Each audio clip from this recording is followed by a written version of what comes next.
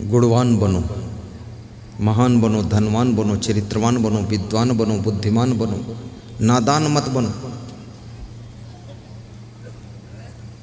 विद्या का अध्ययन भी मन लगाकर कीजिए। आलस्योपहता विद्या, आलसी की विद्या नष्ट हो जाती है। 8 चीजें विद्यार्थी को जीरो पर पहुंचाती हैं। कामम, क्रोधम तथा लोभम, स्वादम, श्रृंगार, कौतुके, अति निद्रा, अति सेवा, विद्यार्थी ही अष्टवर्जयत। यदि विद्यार्थी के अंदर काम वासना की खुराफात पैदा हो गई है तो विद्यार्थी विद्या अध्ययन में फेल हो जाएगा। यदि विद्यार्थी को क्रोध बहुत आता है तो सफलता उसको नहीं मिलेगी, क्योंकि क्रोध करने वाले का स्मरण कम होने लग जाता है। यदि विद्यार्थी लोभ है, लालच है उसको, यदि वो स्वाद का आसक्त है, वो ठोंस ठोंस कर खाता है, वो विद्यार्थी विद्या अध्ययन में सक्सेस नहीं होगा। विद्यार्थी को कम खाना चाहिए। अल्पहारी गृहस्थ त्यागी विद्यार्थी पंचलक्षणम काक चेष्टा बको ध्यानम स्वानिद्रा तथयुचा। कौवा जैसी चतुराई हो, बगुला जैसा ध्यान हो, कुत्ते जैसी नींद हो, फट से उठ जाना चाहिए और थोड़ा हल्का भोजन करना चाहिए और गृहस्थी के भोग विलास से मुक्त होना चाहिए। वही विद्यार्थी अपने लक्ष्य को प्राप्त करता है। जब अर्जुन 7 वर्ष के लिए इंद्रलोक में सीखने के लिए गए थे अस्त्र शस्त्र विद्या को, तो वहां पर लास्ट में उनको नृत्य कला सिखाई गई। इंद्रदेव ने कहा कि एक कला बाकी रह गई, नृत्य कला भी सीख लो। तो नृत्य कला जब सीखने लगे, जो नर्तकी उनको सिखा रही थी, सिखाते सिखाते वो मोहित हो गई, सम्मोहित हो गई, आकर्षित हो गई और उसने कहा कि मेरे साथ विवाह करो, मेरे साथ सांसारिक संबंध करो। अर्जुन ने कहा यहाँ सीखने आया हूँ, यहाँ पर विवाह करने नहीं आया हूँ, भोग विलास करने नहीं आया हूँ। तो उसने श्राप दे दिया। बोले श्राप दो चाहे 3 ताप दो, विषय भोग नहीं करूँगा। अर्जुन डिगा नहीं और ऐसे अस्त्र शस्त्र की विद्याओं को सीख करके आया। 7 वर्ष सुरपुर ही सिधाए, देव अस्त्र सब सीख कर आया। 7 वर्ष तक वहां पर रहे थे। मैं बेंगलोर गया था आज के 7-8 साल पहले। रात में 11 बजे मैंने देखा लड़के लड़कियां बाउंड्री कूद कर कहीं उधर भागे जा रहे थे। तो मैंने कहा ये कहाँ से भाग रहे हैं? तो मेरे साथ अग्रवाल जी बैठे थे, बोल रहे थे ये बाहर से पढ़ने आए। तो हमने कहा बाहर से पढ़ने आए तो सड़क से कूद कर उधर कहाँ भाग रहे? तो बोले सब खुराफाती है। तो हमने कहा तो पढ़ेगा क्या? बोले सब बर्बादी है। तो हमने कहा तो जरूरत क्या यहाँ आने? बोले आनंद ले रहे हैं, बेवकूफ़ लोग हैं और क्या करेंगे। यहाँ से माँ बाप धान की फसल उगा करके, गेहूं की फसल उगा करके, बेच करके ठीक ठाक चप्पल जूते माँ बाप नहीं पहन पाते हैं, न कपड़े ठीक से पहन पाते हैं। सब पैसे कमा करके इकट्ठा करके बेटे और बेटी को फीस के लिए दे देते हैं, किताबें खरीदने के लिए दे देते हैं, बेंगलोर भेजते हैं, दिल्ली भेजते पढ़ने के लिए। वहाँ पर तुम सैर सपाटे करते हो, फैशनेबली करते हो, वहाँ इधर उधर घूमते हो। बर्बाद करना है बाप को, मिट्टी मिला देना है क्या? और बाप तो बर्बाद होगा नहीं, वो जो होना था हो गया, बर्बाद तुम खुद हो जाओगे। इसलिए याद रखना, इधर उधर घूमने की आदत छोड़िए, फैशनेबली छोड़िए। बेंगलोर में करके अर्जुन की तरह इधर उधर भटकिए मत। कृपया अब जो सीखने गए हो उसको सीख करके लौट कर आइए, ताकि युद्ध मैदान में, जिंदगी के अखाड़े में, जिंदगी के महाभारत में तुमको विजय प्राप्त हो सके, सफलता मिल सके।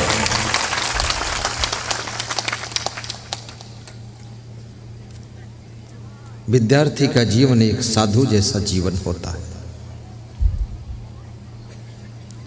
साधना और स्वाध्याय।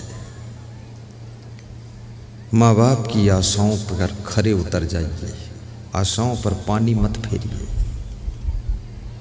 किसी गुरु के तुम शिष्य हो, गुरु के आश्रम में भी कुछ बहुत अच्छा करिए। आलसी बन करके सोते रहो। ढोलनाथ कितने गुरुओं के 150-150 शिष्य हैं, पूरा आश्रम उजाड़ है, सब अपने अपने खोपड़ी के बाल सुधार रहा है, कंघा पर कंघा मार रहा है, झर्र फर, आंवला तेल, नारियल तेल, सरसों का तेल, फिर देसी घी, विदेशी घी खोपड़ी में डाल रहा है। तबला धुनुक फुनुक बजा रहा है। अरे आश्रम बर्बाद हो गया, दीवार गिर गई, उसकी पेंट उखड़ गई, सब गंदगी पड़ी है, झाड़ू लगाने वाला कोई नहीं। तब सगला धुनुक भुनुक बजा रहे हैं। ये मत करे तो बच्चे लोग करते रहते हैं। काम कर, तबला रख, फालतू बात करता है। हम लोग जब आश्रम पर रहते हैं पूरा सेटिंग से, पूरा क्लीन आश्रम, और मैं खुद उसको निरीक्षण करता हूँ, और हमारे संत सब बढ़िया मेहनत करते हैं। मेहनत करना चाहिए। गुरु का शिष्य वही है जो गुरु के मंतव्य के अनुसार कार्य करे। धर्म पुत्र वही है जो अपने माता पिता की मनसा को समझ करके लक्ष्य की ओर निरंतर बढ़ता चला जाए।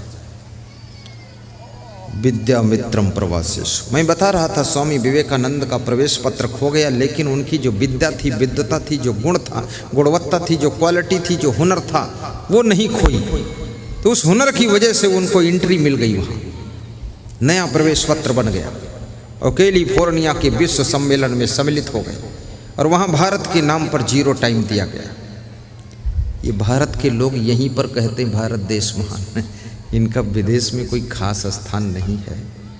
अभी थोड़ा थोड़ा हुआ है। ये मोदी जी बहुत लोगों को जाकर हाथ वाथ मिलाए हैं, झटका मारे हैं और गले मिले हैं, खूब लपटम लपटी किए हैं, तो थोड़ा हो गया है। बाकी इसका कोई ज़्यादा प्रभाव था नहीं।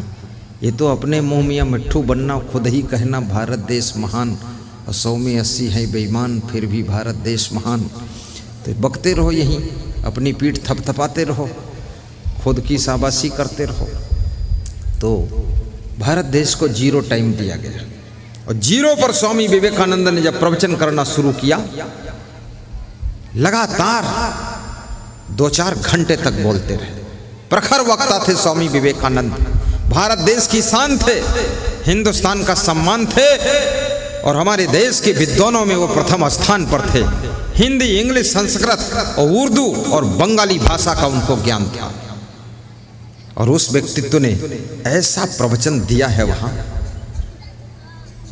उनका जो संबोधन था वही बहुत खतरनाक था, बहुत प्यारा संबोधन। जब उन्होंने कहा है, my dears American brothers and sisters, जोरदार तालियों के साथ में गड़गड़ाहट शुरू हुई अमेरिका में। उनके संबोधन में बहुत बड़ी दम थी। मैं तो सोचता हूं ये भारत माता, यहाँ की नारियां बड़े बड़े विद्वानों को पैदा करें, वीरों को पैदा करें, और यहाँ की माताएं बहनें ऐसे महान उद्योगपतियों को जन्म दें कि हमारा भारत देश कंगाल भी न रहे, माला माल रहे, और यहाँ पर रहने वाले जितने भी नागरिक हैं वह सब खुशहाल रहें, किसी के घर में गरीबी न हो, दुख न हो, सब मुस्करा कर भोजन खा सकें और अपने कमरे में आराम से सो सकें, एक दूसरे का प्रेम याद करें, गले से लग जाए। होली में लोग गले लगते हैं, ईद में लोग गले लगते हैं, दोनों पर्व एक जैसे होते हैं, गले मिल लेते हैं लोग। और वास्तव में हृदय से मिलना बहुत बड़ी चीज है। आप सभी का जीवन मंगलमय हो। विद्या मित्रम प्रवासेषु भार्या मित्रम गृहेषु व्याधितस्येषु मित्रम धर्मो मित्रम व्रतस्य च। और घर में तुम्हारा यदि कोई मित्र है, तुम्हारी पत्नी है, जब तुम कभी तकलीफ में आते हो तो पत्नी बैठकर पंखा डुलाती रहती है। बीमारी के समय तुम्हारा कोई मित्र है तो वो औषधि है, दवाई है। आज हमारा संत बोल रहा था, दांत में कुछ दर्द है, फट से एक टेबलेट दे दिया मैंने, चंगा हो गया, गा रहा बैठा हुआ। दवाई मित्र है बीमारी में। अभी मैं आ रहा था तो एक आदमी के हाथ में देखा मैंने, वो बोतल लिए खड़ा है, life advance guard. Life advance guard Shri Chyawan Ayurved company का सबसे बड़ा उपहार है। कैंसर की बीमारी, लकवा की बीमारी, हार्ट अटैक की बीमारी, बीपी की बीमारी, शुगर की बीमारी को पहले से कंट्रोल करता है, इसलिए उसका नाम एडवांस गार्ड है। और यदि वो बोतल आप दिन भर में 2 बार पी लेते हैं, क्या पूछना, पूरा बोतल नहीं पीना है, चम्मच भर पीना है। तुम कहीं लेकर पूरा न पी जाना 2 बार में, कुछ और नुकसान करेगा। फिर 1-1 चम्मच पीना है, और 1 बार भी पियो दिन भर में 1 चम्मच। मैंने 1 ही बोतल पिया हूँ, हर वर्ष से ज़्यादा इस वर्ष मेरा दिमाग फास्ट काम कर रहा है, बिल्कुल एक्टिव लगता है, अर्जुन का धनुष बाण चला रहा हूँ। दूसरा पिया ही नहीं हो, नहीं तो ये सब चांदनी वादनी फट जाएगी, बहुत फास्ट माइंड हो जाए। और तुम पी सकते हो।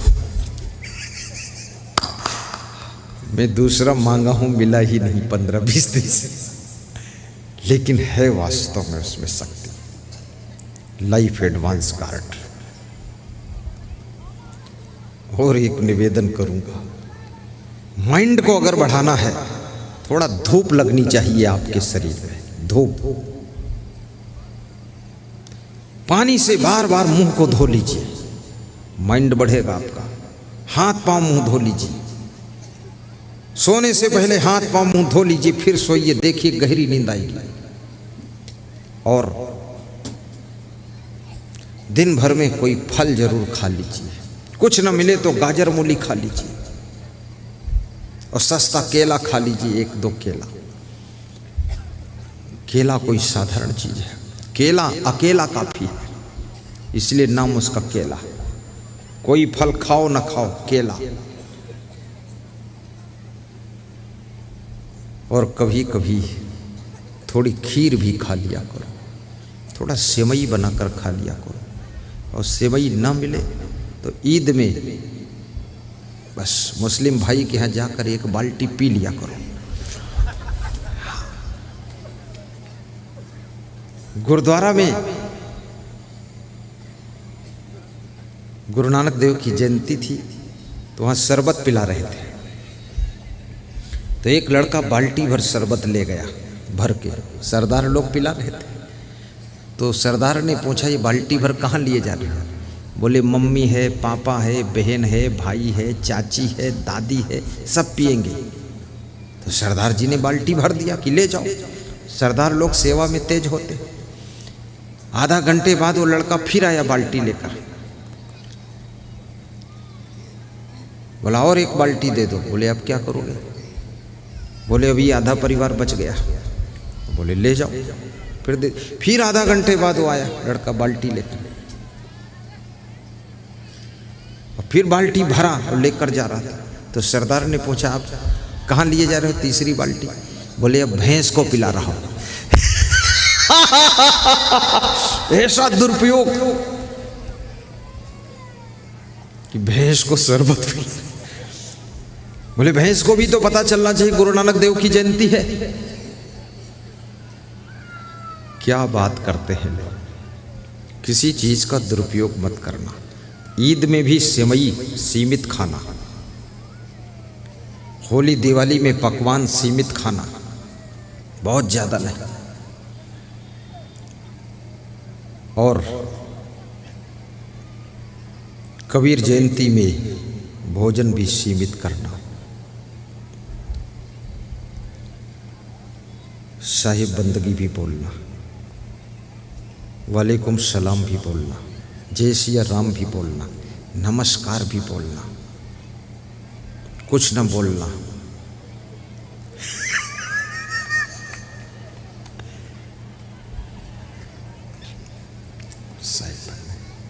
सुख करता बन के दुख हरता बन के चले आना, गुरु जी चले आना। सुख करता बन के दुख हरता बन के चले आना, प्रभु जी चले आना। बस मैं क्या कहता हूँ, पहले पुरुष गाएंगे, महिलाएं सुनेंगी, फिर महिलाएं गाएंगी, पुरुष सुनेंगे, बस इसके बाद समापन। सुख करता बन के दुख हरता बन के चले आना, गुरु जी चले आना। सुख करता,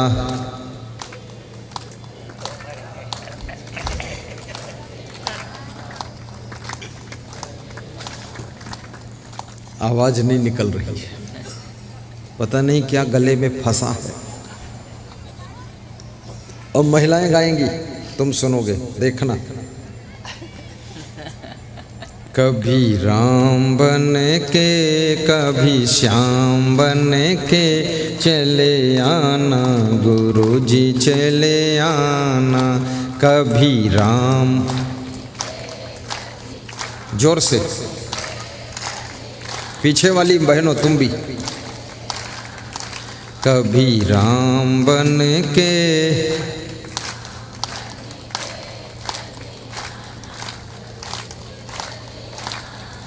फर्स्ट पास और तुम फेल हो।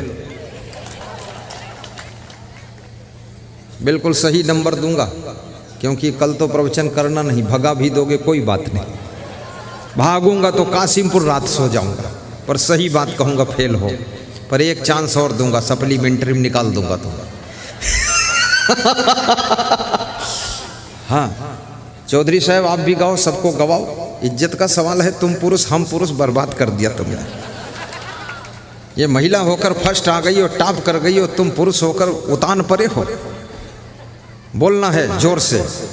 सुखे करता बन के दुख हरता बन के चले आना, गुरु जी चले आना। सुखे करता,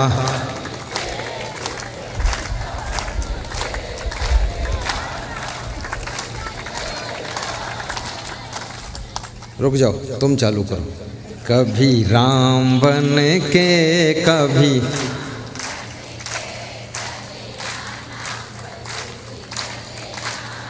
बस इतने में ही चले आएंगे, ज़्यादा चिंता मत करो। बहुत मज़ेदार बात है। ये जब गाती है तो लगता है बांसुरी की आवाज़, और इधर जब लोग गाते तो ऐसा लगता है बांस की आवाज़। बांस और बांसुरी का जोड़ा कैसे, इसीलिए तो घर में खटपट होती। कितनी मीठी आवाज़ महिलाओं की निकल रही है। एक बार और महिलाएं गाएंगी। कभी राम बन के कभी श्याम,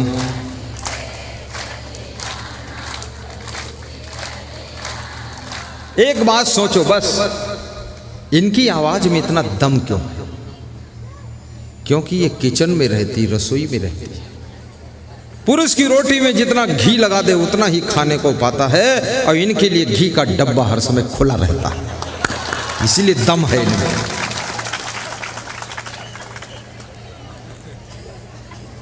महिलाएं सोच रही हैं ऐसा पलटी मारा गुरुदेव ने। आज लास्ट सत्संग है, आनंद कर देते। बस विराम लेने वाला हूं, 2 मिनट सांसद साहब से बोलवाऊंगा, और एक विदाई का गीत विजय कुशवाहा आपको सुनाएंगे, उसके बाद समापन हो जाएगा। रुला देंगे विदाई के गीत में। विजय तैयार रहना, बढ़िया बात। एक चीज़ बताऊं, ये माताएं जब गाती हैं तो पुरुष सब सुन करके ललचा जाते हैं कि इतना अच्छा गाती है, इतनी अच्छी आवाज़ है। फिर पुरुष मन मन में सोचते हैं, क्या सोचते हैं, थोड़ा और गा दो, चलो एक बार गा दो। कभी राम बन के कभी,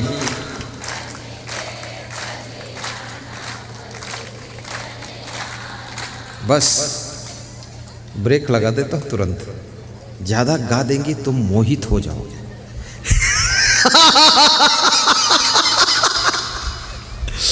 और बड़ी मजे की बात है, पुरुष लोग ये भी सोच रहे हैं कि इतना मीठा स्वर है इनका, और जैसा यहाँ गा रही गुरु जी के सामने सत्संग मंडप में, ऐसी मीठी बोली यदि घर में भी बोले तो स्वर्ग बन जाए। घर में भी ऐसा मीठा बोलना। अब दोनों मिलके गा दो। कभी राम बन के कभी श्याम बन के चले आना, गुरु जी चले आना। कभी राम बन के कभी,